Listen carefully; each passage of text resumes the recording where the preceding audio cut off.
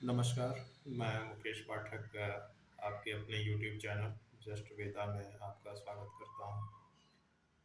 आज हम शुरुआत करेंगे एक अथर्ववेद के उद्धरण से जो कहता है कि उच्च तिष्ठ महते सौभाग्य।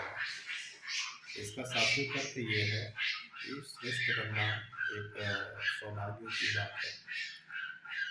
अगर भारत की संस्कृति को देखा जाए तो इसमें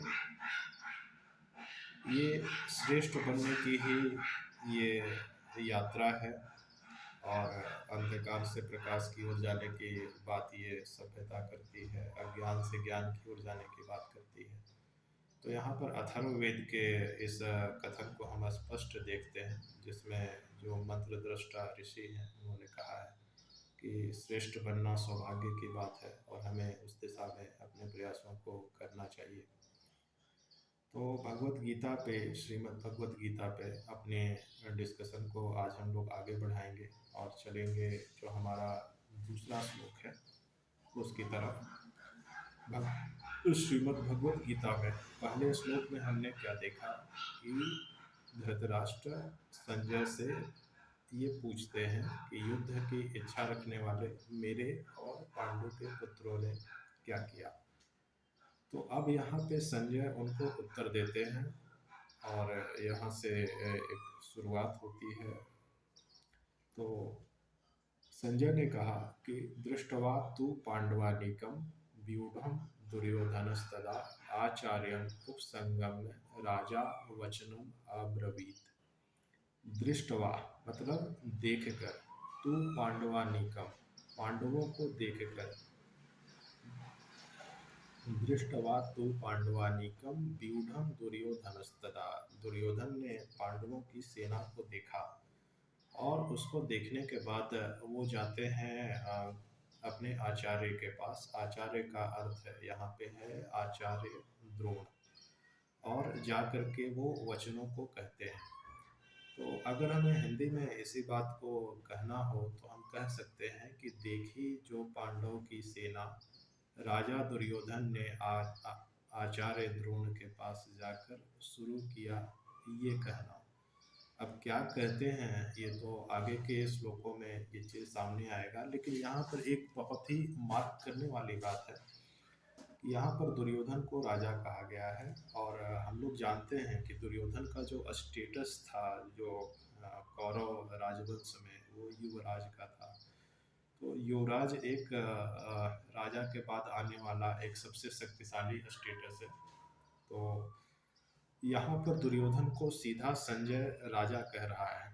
अक्सर ऐसा होता है कि अगर कोई जो व्यक्ति सत्ता में है तो अगर वो कार्य न कर सके, यहाँ पर एक तरह से संजय धृतराष्ट्र को याद दिला रहे हैं कि आप राजा हैं और आपके रहते हुए जो राजा के तमाम अधिकार हैं वो दुर्योधन ले चुका है। तो एक तरह से उनको एक रिमाइंड कराने की कोशिश की गई है। और यहाँ पर यह भी एक बहुत बड़ा एक कारण है कि दुर्योधन द्रोणाचार्य के पास ही क्यों जाते हैं। तो इसके पीछे का कारण ये है कि पूरे महाभारत युद्ध में द्रोण और भीष्म, ये दो योद्धा ऐसे थे जो चाहते तो युद्ध ये रोक सकते थे अगर ये मिल करके चाहते। भीष्म पितामह तो राज सिंहासन के साथ बंधे थे कि जो भी सिंहासन का आदेश होगा, जो शासन का आदेश होगा, मैं उसको मानूंगा। लेकिन ये चीज़ आचार्य द्रोण पे लागू नहीं होती थी। बंधे तो वो भी थे, लेकिन अगर वो चाहते तो वो युद्ध से अपने आप को अलग कर सकते थे। जैसे कि कृष्ण के भाई हम लोग बलराम जी को देखते हैं कि उन्होंने युद्ध से अपने आप को अलग कर लिया। तो अगर द्रोण के मन में ये भावना आती, आचार्य द्रोण अगर ये सोचते कि मुझे ये युद्ध नहीं लड़ना है, तो वो अकेले नहीं अलग होते।